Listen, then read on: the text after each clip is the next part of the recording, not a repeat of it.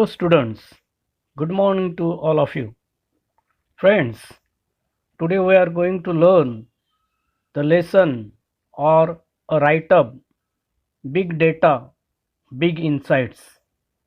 नमस्कार विद्यार्थी मित्रांनो, आज आपण एक धडा किंवा एक लेख शिकणार आहोत.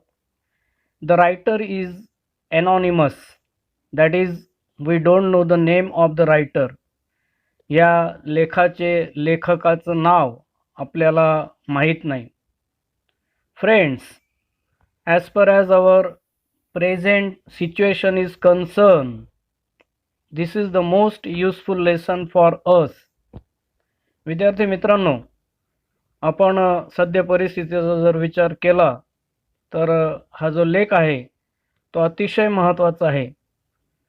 As you know, this is an age of computer, this is an age of internet, this is an age of advanced technologies. We must know about the data and insights.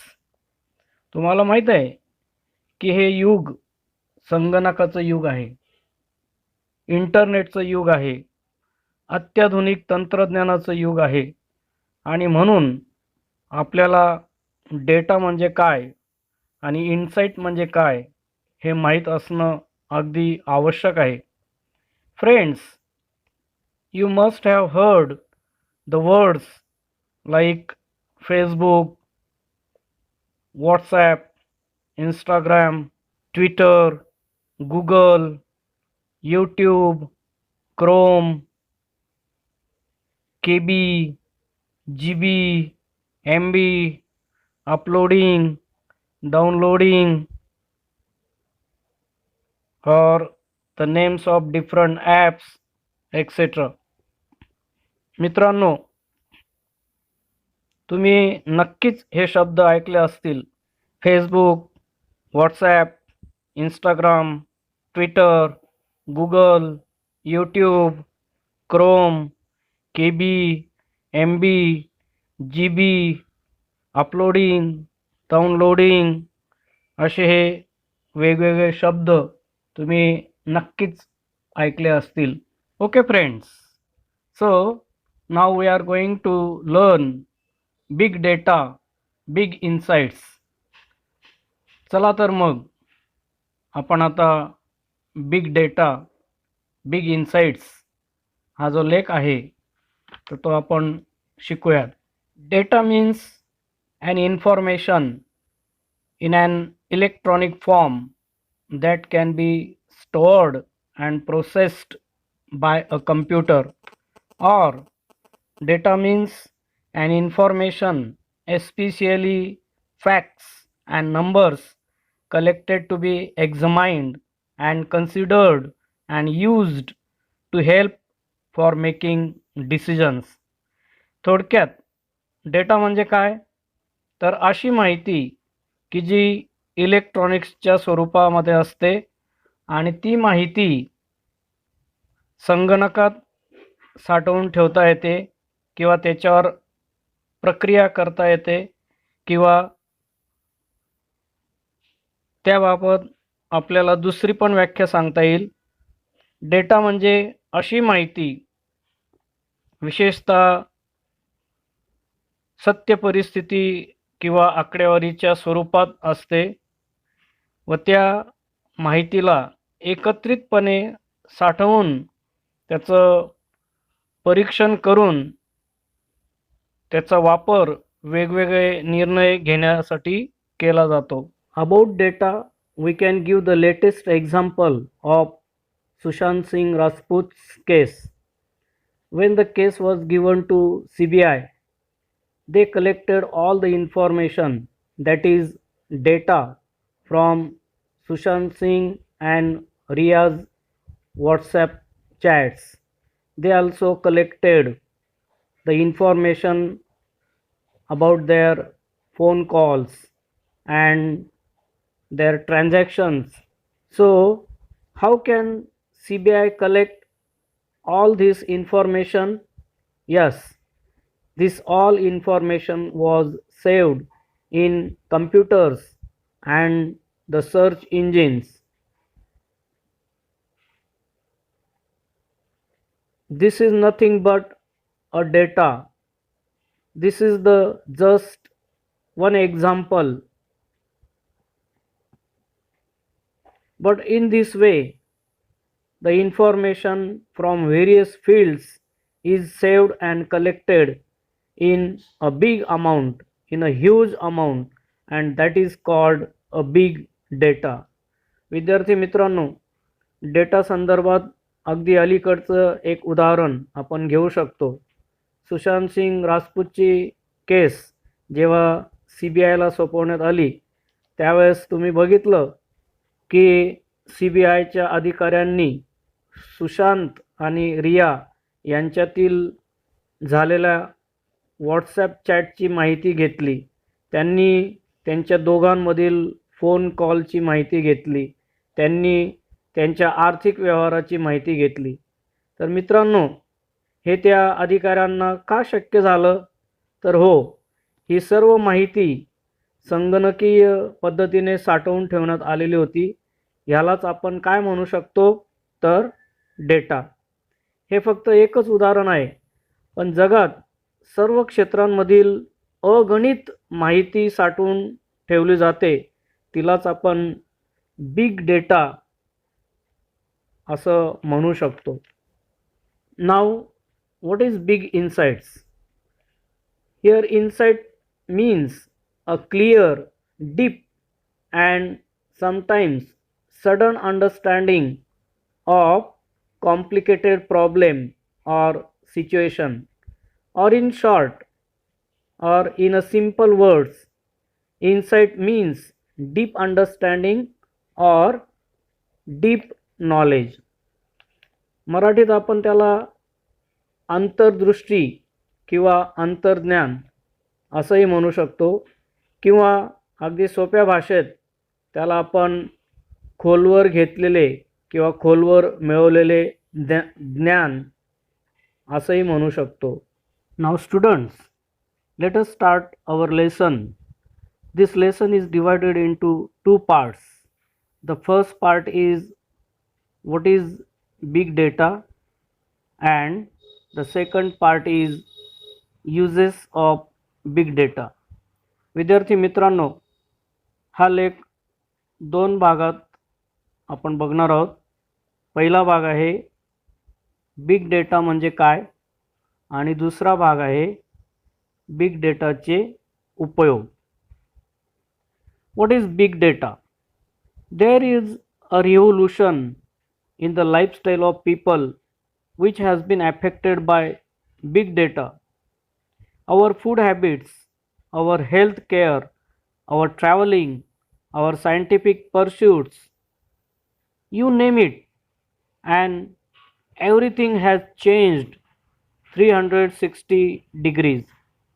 Dear friends, if we compare the lifestyle of the people some 40 years ago and the lifestyle of the today's people, we will find the huge difference between the lifestyle of these people. 40 years ago, people were not using mobile phones, television sets, computers, and various electronic gadgets.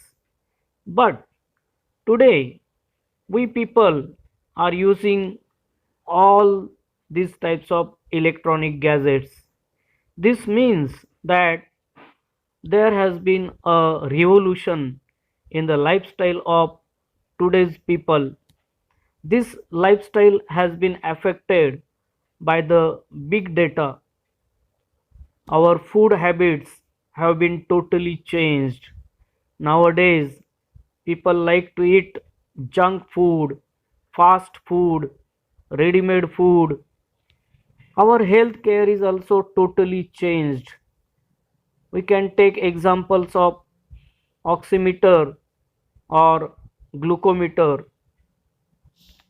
With the help of oximeter, we can check our oxygen level.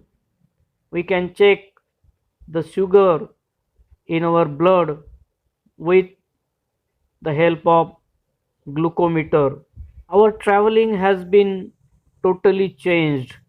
Our scientific innovations have been totally changed. In every field, everything has changed 360 degrees. Means there has been total change from all the angles. विद्यार्थी मित्रांनो, आपण जर 40 वर्षापूर्वीच्या लोकांच्या जीवनशैलीत व आजच्या लोकांच्या जीवनशैलीत जर तुलना केली तर आपल्याला लोकांच्या जीवनशैलींमध्ये आमूलाग्र बदल झालेला आपल्याला दिसून येतो. लोकांच्या जीवनशैलीत एक प्रकारे क्रांती घडून आलेली आहे. पूर्वीच्या लोकांच्या जीवनात मोबाईलचा वापर नव्हता, कम्प्युटरचा वापर नव्हता, टी व्हीचा वापर नव्हता व अशा बऱ्याच इलेक्ट्रॉनिक उपकरणांचा वापर नव्हता. पण आजच्या लोकांच्या जीवनात या सर्व प्रकारच्या उपकरणांचा वापर आपल्याला दिसून येतो आणि आजच्या जीवन पद्धतीवर बिग डेटाचा मोठा परिणाम झालेला आपल्याला दिसून येतो. आपल्या खाण्यापिण्याच्या सवयी या सुद्धा बदललेल्या आहेत. आजकाल लोक junk food, fast food, readymade food ह्या प्रकारचे खाद्यपदार्थ खायला जास्त प्राधान्य देतात.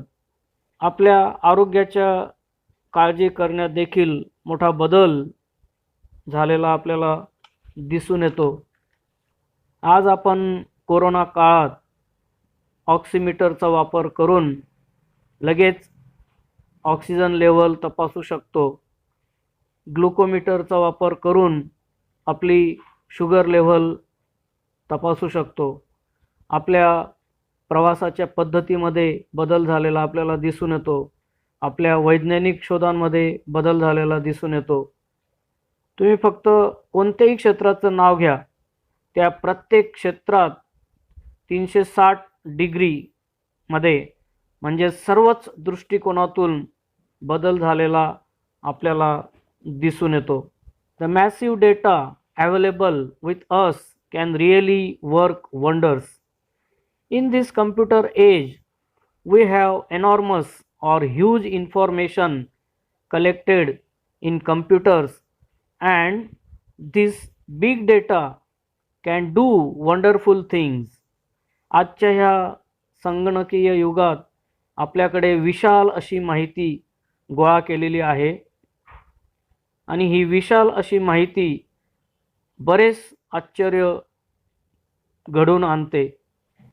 Friends, do you know what happens when we like a post on Facebook or share a post on WhatsApp or visit any website, make online purchases or watch videos? Do you know, friends, what happens when we like a post on Facebook? Do you know what happens when we share a post on WhatsApp? Do you know what happens when we visit any website? Do you know what happens when we make online purchases? Or do you know what happens when we watch some videos? मित्रांनो, तुम्हाला हे माहीत आहे का की तुम्ही जेव्हा फेसबुकवरील पोस्टला like करतात तेव्हा काय घडतं? किंवा तुम्हाला हे पण माहिती आहे का की जेव्हा तुम्ही व्हॉट्सॲपवर एखादी पोस्ट शेअर करतात तेव्हा काय घडतं? किंवा तुम्हाला हे माहिती आहे का की एखाद्या वेबसाईटला तुम्ही व्हिजिट देतात तेव्हा काय घडतं? किंवा तुम्ही ऑनलाईन वस्तूंची खरेदी केली तर त्यावेळेस काय घडतं? किंवा तुम्ही एखादा व्हिडिओ बघितला तर त्यावेळेस काय घडतं? हे तुम्हाला माहिती आहे का? Yes, whatever activity we do online is recorded, monitored and analyzed. Yes, whatever activity is done by us online, every activity is recorded, every activity is monitored or examined, and every activity is analyzed. हो मित्रांनो, आपण जेही कोणतं online कार्य करतो किंवा कृती करतो, त्या प्रत्येक कृत्याची नोंदणी केली जाते. त्या प्रत्येक कृतीवर लक्ष ठेवलं जातं, म्हणजेच परीक्षण केलं जातं व प्रत्येक कृतीचं विश्लेषण करण्यात येतं. So a huge amount of data is collected, आणि हे सर्व करत असताना एक अतिप्रचंड स्वरूपातील माहिती ही गोळा केली जाते. Let me give you an idea of how huge the data might be. Big data can be petabytes or exabytes of data consisting of billions to trillions of records of millions of people, all from different sources. For example, web, sales, customer contact numbers, social media, mobile data, and so on. The writer is telling us about the size of big data. Big data can be petabytes or exabytes. Try to understand what is mean by petabytes. As we know, byte is the scale to measure the data. 1000 bytes is equal to 1 kilobyte, that is 1 KB.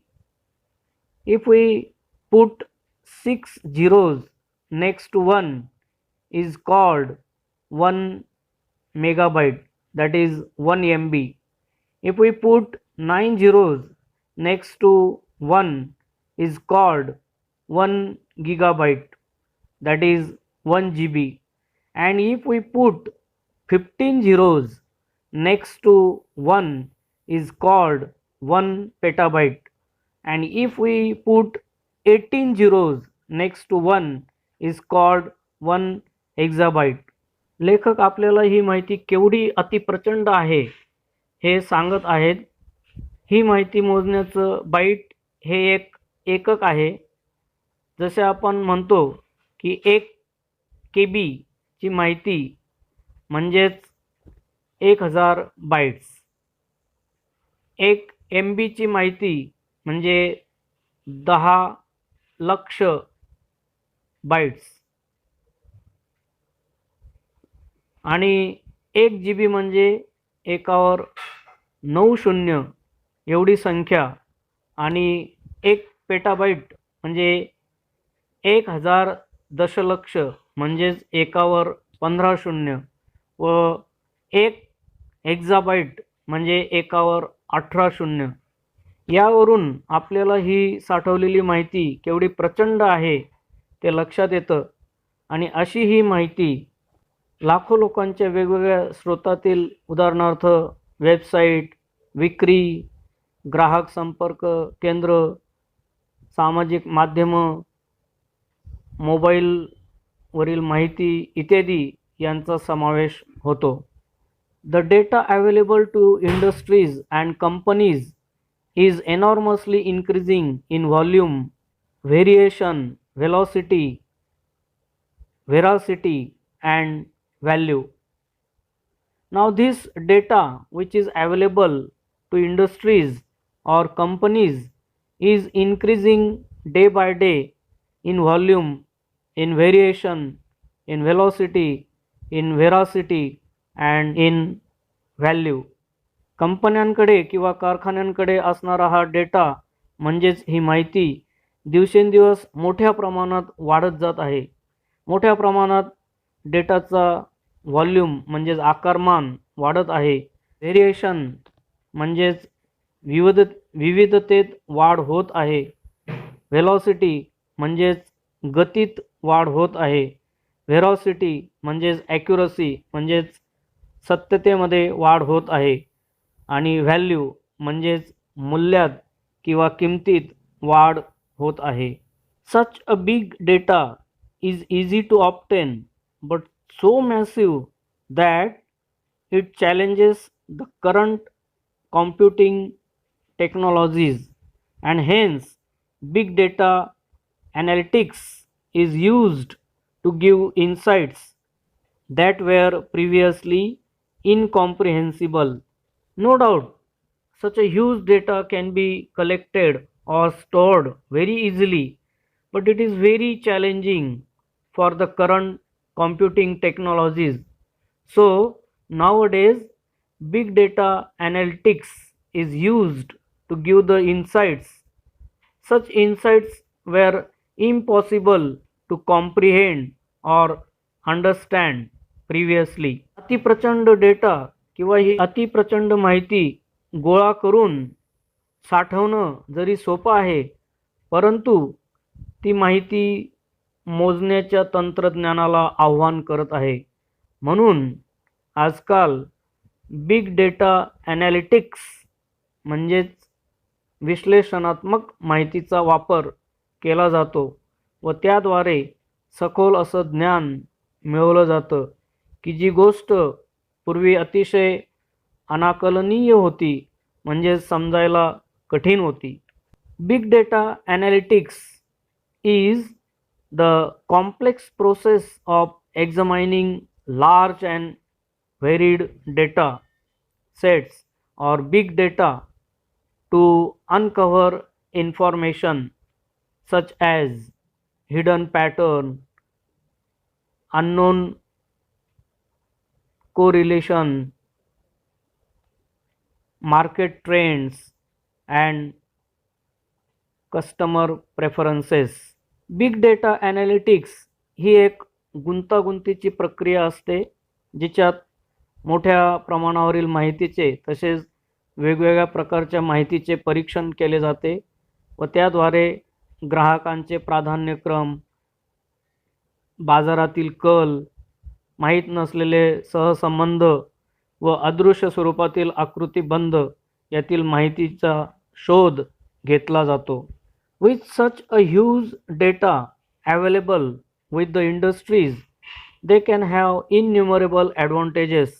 Hence, all the industries are trying to reap the maximum benefit from it. Nowadays, this innumerable or huge data is used by the industries. They are trying to get maximum benefit from the big data. आजकाल कंपन्यांमध्ये किंवा कारखान्यांमध्ये या माहितीचा मोठ्या प्रमाणावर वापर केला जात आहे व त्यांच्यातून जास्तीत जास्त फायदा मिळवला जात आहे. Many industries have advanced by miles from their competitors.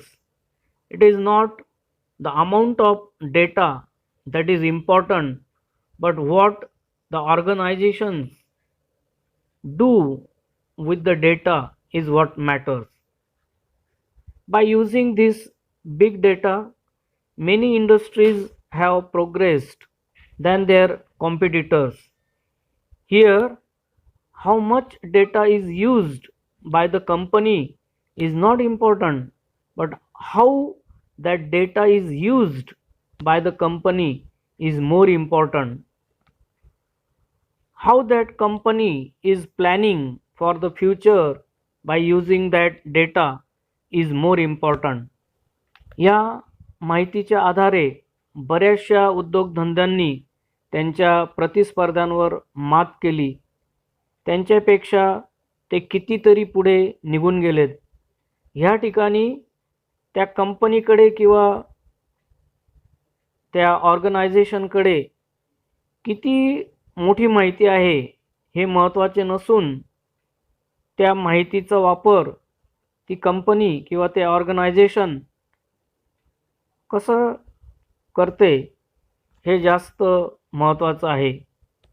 ह्या माहितीचा वापर करून ती कंपनी आपल्या भविष्याची योजना कशी आखते हे जास्त महत्त्वाचे आहे.